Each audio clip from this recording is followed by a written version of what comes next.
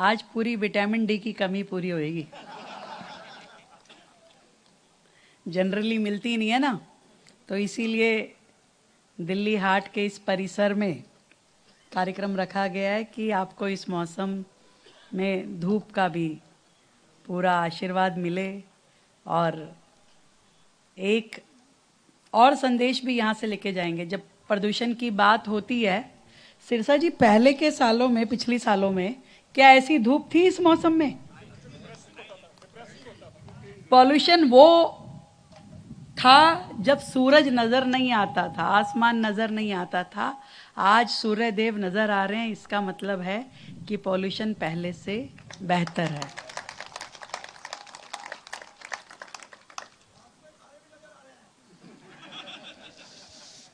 वो तो आपने देखे होंगे।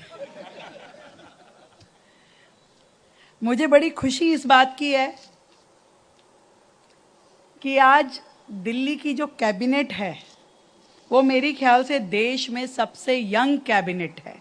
मेरे सभी मंत्री पूरी शक्ति के साथ, पूरी ताकत के साथ आदरणीय नरेंद्र मोदी जी के विजन को पूरा करने के लिए दिन रात टीम वर्क के रूप में मेरे साथ काम करते हैं। आज इस मंच के माध्यम से बाकी लोग सुन रहे होंगे, परंतु जो उपस्थित है पहले उनको धन्यवाद करूं। भाई सिरसा जी की बात मैं बताऊं कि जब हम लाल किले पे वो कार्यक्रम प्लान कर रहे थे 350वां शहीदी दिवस गुरु साहब का, तो मैं थोड़ा डरी हुई थी। लाल किले पे जो दुर्घटना हुई थी, हादसा जो हुआ था, आतंकी हमला जो हुआ था, तो मुझे था कि क्या सेफ रहेगा वहां कार्यक्रम करना। इतना बड़ा आयोजन जिसमें लाखों लोगों के आने की अपेक्षा है। मैंने कहा कि सिरसा जी देखो, अगर कुछ गड़बड़ हो गई तो दिक्कत आएगी, कैसे कर पाएंगे। लाल किला बड़ा संदिग्ध है, वहां पे लोगों की निगाह रहती है, कोई दुर्घटना हो गई तो क्या करेंगे। उन्होंने कहा कि आप गुरु साहब की मन्नत मांग लो कि गुरु साहब अच्छे से ये कार्यक्रम पूरा करो, तुम्हारा शुक्राना अदा करने के लिए हम दरबार साहब आएंगे, आपका कार्यक्रम बढ़िया होगा। मैंने उसी समय गुरु साहब को ध्यान किया।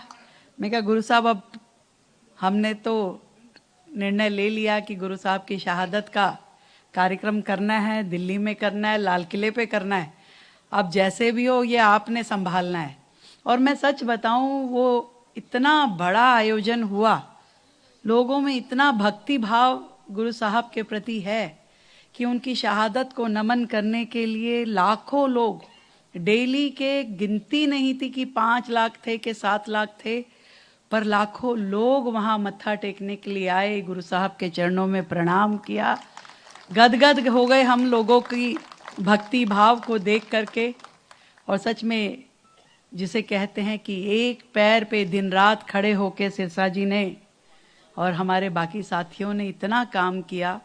मैं अब वही शुक्राना करने के लिए कल अमृतसर जा रही हूँ, दरबार साहब में अपनी पूरी कैबिनेट के साथ जा रही हूँ, क्योंकि जो प्रॉमिस करो उसे निभाना चाहिए। और इसीलिए गुरु साहब का धन्यवाद। दिल्ली में 300-350वीं शहादत का जो कार्यक्रम हो पाया। अपने जीवन में कोई व्यक्ति एक ही बार देख पाता है, दूसरा नहीं देख पाता। तो 350वां अभी हुआ है, अगला जब होगा पता नहीं हम कहाँ होंगे। ईश्वर हमें वो दूसरा मौका देगा कि नहीं देगा देखने का। तो इसलिए मैं तो ये मानती हूँ, जब जहाँ रहो, जिस जिम्मेदारी पे रहो, उसे पूरे मन से करना चाहिए। और आज दिल्ली की जनता ने जो हमें जिम्मेवारी दी है, आप सब ने जो जिम्मेवारी दी है, उसको निभाना हमारा परम कर्तव्य है। और इसीलिए दिल्ली की जनता के प्रति दायित्व और मेरी विधानसभा के प्रति मेरा दायित्व, मैं उन दोनों को ही पूरे तरीके से समझती हूं और इसीलिए पैरेलल चलाती हूं, दिल्ली का काम भी और विधानसभा का काम भी। आप सिरसा जी पता नहीं जितनी बार भी जाते हो, मेरी विधानसभा में हफ्ते में 3 दिन मैं इनके पास ही रहती हूं।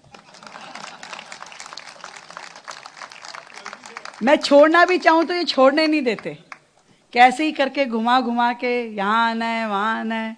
फिर कार्यक्रम है, उद्घाटन वगैरह नहीं करती ज्यादा मैं, उद्घाटन काम करा देती हूँ, वो अपने आप ही कर लेते हैं। ये उद्घाटनों में मेरे जाने की जरूरत नहीं है, काम कराने में मेरे जाने की जरूरत नहीं है। काम तो इनके प्रभु कृपा से अपने आप ही हो रहे हैं। और मैं इनको कहती हूँ कि खाली शालीमार बाग विधानसभा में नहीं भाई, दिल्ली की सभी विधानसभाओं में करोड़ों रुपए के काम हो रहे हैं। और दिल्ली का केवल 6 महीने का समय और चाहिए, दिल्ली की तस्वीर आपको बदलती हुई दिखाई देगी।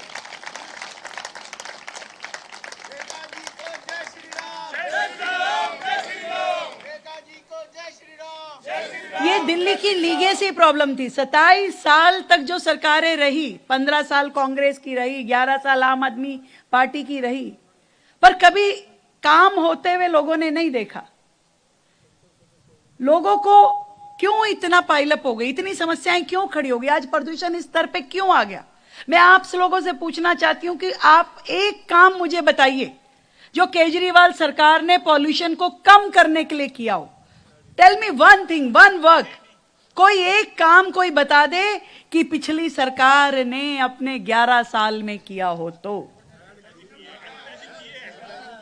एक चीज लाए, ऑड इवन, उससे इतना भी पॉल्यूशन का फर्क नहीं पड़ा। उतना ही हॉटस्पॉट पे मीटरों पे देखा गया और उसकी कॉस्टिंग, एक एक आदमी वो जो पकड़ के तख्ती खड़ा रहता था रेड लाइट पे, करोड़ों रुपए का घोटाला केवल उसमें कर दिया। पूरे कार्यकाल में एक स्मोक टावर लगा, किसी ने सुना भी नहीं होगा। मेरे को किताबों में खोजना पड़ा कि वो कहाँ है, कौन सा स्मोक टावर। तो ध्यान में आया कि एक लगा था कनॉट प्लेस की किसी रोड पे। मैं कहा कितने दिन चला, कह रहे जी 3-4 महीने में बंद हो गया। मैं कहा कॉस्टिंग कितनी थी, कह रहे 25 करोड़ रुपए की कॉस्टिंग एक स्मोक टावर की। और केवल उसकी कॉस्टिंग नहीं थी, उसके ऊपर 25 करोड़ रुपए उसकी एडवर्टीजमेंट की कॉस्टिंग थी। आज हम रोजाना इतने काम कर रहे हैं, इतने कार्यक्रम कर रहे हैं, परंतु वो जेन्युइन काम कर रहे हैं। आज किसी की सोच में था कि हीटर की क्या जरूरत है, प्रदूषण और हीटर का क्या मेल है। तो मैं बताना चाहती हूं कि आज जब प्रदूषण में जितने कारक शामिल है, उसमें जो सड़कों पे ट्रैफिक गाड़ियां होती है उसका जो एमिशन होता है वो प्रदूषण का कारक है, जो धूल मिट्टी जमीन से उड़ती है वो प्रदूषण का कारक है। और ऐसे ही जो ओपन बर्निंग होती है, जो लकड़ी कोयला जलाते हैं, जो अमीर लोगों के लिए बॉनफायर है और गरीब के लिए अलाप लगा के, लकड़ी लगा के रिक्शा वाला चौकीदार जो जब बैठता है, वो प्रदूषण का एक बड़ा कारक बनता है। वो धुआं जहां कूड़ा जलता है ऊपर चला जाता है तो वो आसमान में एक लेयर बना लेता है और वो धीरे धीरे जब इकट्ठा होता है एक विधानसभा से, आप क्या सोचते होगे आज कम से कम भी 20, 30, 40 जगह अगर लोगों ने आग जला के बैठ गए और ऐसे पूरी दिल्ली में हजारों स्पॉट्स पे बैठ गए तो कितना धुएं का इंक्रीमेंट हो गया, कितना ज्यादा इजाफा हो गया प्रदूषण का, आप सोच सकते हो। पर हमें याद ही नहीं आता। वो लोग जो बड़ी बड़ी बातें करते हैं, जो जाकर के आज इंडिया गेट पे प्रदर्शन कर रहे हैं, मैं उनसे पूछना चाहती हूं, आप आज प्रदूषण कोई आज नहीं है, सालों से प्रदूषण की यह स्थिति है। पिछली सरकार ने क्या किया, तब आप कहां थे प्रदूषण पे, तब आपको धरने प्रदर्शन याद नहीं आए, तब आपने कुछ नहीं किया। 27 साल का बैकलॉग है, 27 महीने तो चाहिए सरकार को काम करने के लिए। 27 महीने बाद मुझसे पूछेगा तो मैं कह पाऊंगी कि हां हमने ये काम किए, आज भी कर रहे हैं, उतनी ही शिद्दत से कर रहे हैं। आज पूरी कैबिनेट, हर विधायक सड़कों पे घूम घूम के पूरा का पूरा डेंस कारपेटिंग करवा रहा है, कहीं वॉल टू वॉल सड़क को मिला रहा है कि धूल मिट्टी का अंश खत्म हो जाए। पेड़ पौधे लगाने का काम सरकार कर रही है, लगातार कर रही है। जितने भी औद्योगिक इकाइयां हैं उनमें प्रदूषण को रोकने के लिए काम कर रही हैं। हम आते ही हमने जो डस्ट मिटिगेशन प्लान है वो बनाया। ओपन बर्निंग के लिए ये जो स्टेप है कि ये लकड़ी, ये कोयला ना जले, उसके लिए हमने ये जो हीटर आज CSR में हम दे रहे हैं DSIDC के माध्यम से, ये सिंबॉलिक है। परंतु मैं पूरी दिल्ली की सभी RWS से और सभी संभ्रांत नागरिकों से ये कहना चाहती हूं कि आप कहीं पे भी कूड़ा जलता हुआ देखे, लकड़ी जलती हुई देखे तो कृपया करके अपने आप से इनिशिएटिव लेके उसे बंद कराएं, तब आपकी भूमिका मानी जाएगी कि आपने प्रदूषण रोकने के लिए इस शहर के लिए कुछ काम किया है, अपने बच्चों को अच्छी हवा देने के लिए काम किया है। प्रदूषण केवल सरकारों का काम नहीं है भाई, सरकार जो कर सकती है कर रही है, बिल्कुल करेगी। आज ये हीटर बांटना उसी की एक श्रृंखला है, परंतु मैं आपको 2 हीटर दे दूंगी, परंतु आपकी निगाह अगर 10 पॉइंट देख रही है तो उसको रोकना आपका काम है। हमने तो गरीब झुग्गियों में जहां पे लोग कच्चा चूल्हा लगा के बैठे हैं, उसमें लकड़ी जला रहे हैं, उनको रोकने के लिए पूरी तरीके से हर एक को उज्ज्वला का कनेक्शन, गैस सिलेंडर देने के लिए मुहिम चलाइए कि भाई आप बताइए, हम आपको चूल्हा गैस दिला देंगे, पर लकड़ी मत जलाइए। ये सांसें रोक रही है आपकी, हम कह रहे हैं, परंतु कहने से नहीं, मिल करके करने से होगा। मिल करके जब हम सब मानेंगे कि प्रदूषण के विरुद्ध दिल्ली के युद्ध के हम भी सिपाही हैं, तब ये काम होगा।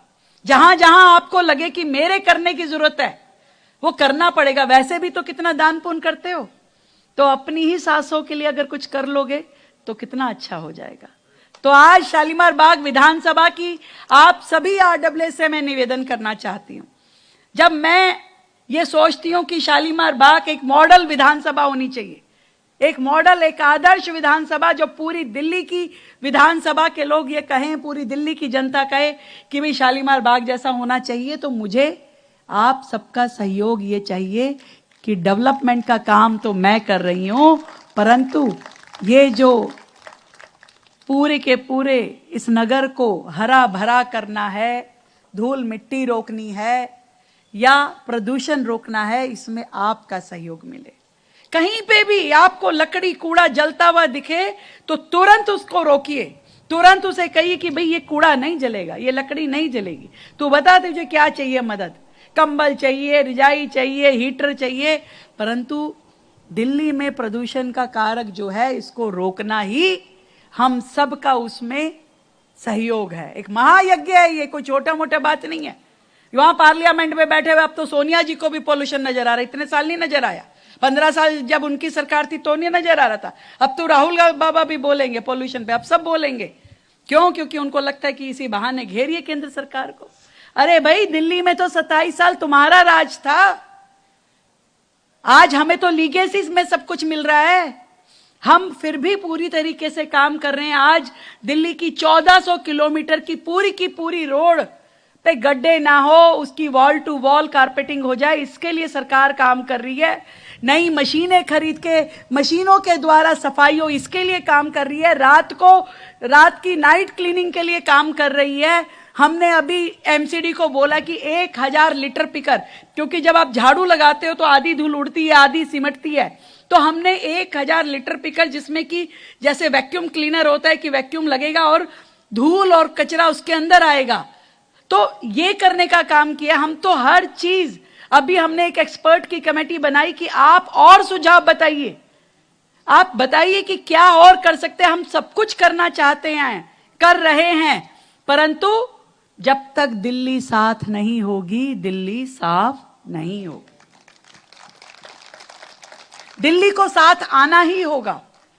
एक मंच पे, एक प्लेटफॉर्म पे, एक तरफ मिलकर के काम करेंगे, तब वो आबो हवा बनेगी, वो दिल्ली बनेगी जिसमें हम सब रहना चाहते हैं।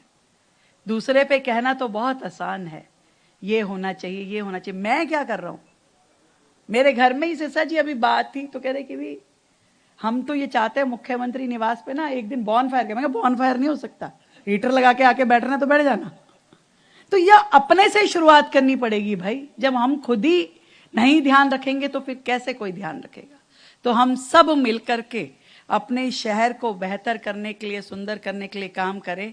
मैं धन्यवाद करना चाहती हूँ DSI DC का, हमारे मंत्री सिरसा जी का, जिन्होंने हमारे इस भाव को समझा और तुरंत मेरी एक आवाज पे 10,000 हीटर दिल्ली की RWA के लिए मंगाए और कहा कि इसकी शुरुआत हम करेंगे। और भी दिन रात काम चल रहे हैं और काम होने हैं। और शालीमार बाग में तो इतनी ही बात, आप सब RWA आज इकट्ठे बैठे हैं, काम कोई रुकेगा नहीं, एक भी काम। केवल आपको लिखित में कम्युनिकेशन जारी रखना पड़ेगा, फॉलो अप आपका होगा। मैं इतना विश्वास दिला सकती हूं कि इन 5 सालों में पिछले 50 सालों से ज्यादा काम इस विधानसभा में होने वाला है। और दिल्ली के लिए भी यही कहना चाहूंगी भाई, दिल्ली में भी वो सब काम किए जाएंगे जो कि पिछले 27 साल से अटके हुए, लटके हुए और भटके हुए। बहुत बहुत धन्यवाद आप सभी का आने का। और धन्यवाद भाई मैंने इनको एक बात कही थी शालीमार बाग विधानसभा, मैं कहा बात सुनो भाई, अगर सीट को सबसे ज्यादा मार्जिन से नहीं जिताओगे तो फिर मेरे को ज्यादा बुलाया मत करो, मैं फिर थोड़ा थोड़ा आऊंगी। पर इन्होंने अपना वादा पूरा कर दिया कि पूरी दिल्ली में शालीमार बाग की सीट सबसे ज्यादा वोटों से जीती, और वो भी कम पोलिंग होने के बावजूद। मैं तो कम पोलिंग पे नाराज थी कि भाई कम पोलिंग कैसे हो रही है, वोट तो डालने जाओ। जब आप अपने जनप्रतिनिधियों से ये उम्मीद करते हो कि वो 24/7 हमारे लिए खड़े रहें, तो एक वोट डालने की रिस्पॉन्सिबिलिटी तो हमारी भी है कि हम अपना वोट तो कम से कम डाल के आए। पर फिर भी अभी मात्र 38% वोटिंग हो पाई, तो भी ये सीट 10,000 से हम जीते। इसके लिए मैं अपनी इस विधानसभा क्षेत्र के सभी मतदाताओं का बहुत धन्यवाद करती हूँ, आप सबको बहुत शुक्रिया अदा करती हूँ, और आने वाले साल की भी अभी से ही ढेर सारी बधाई और शुभकामनाएं देती हूँ।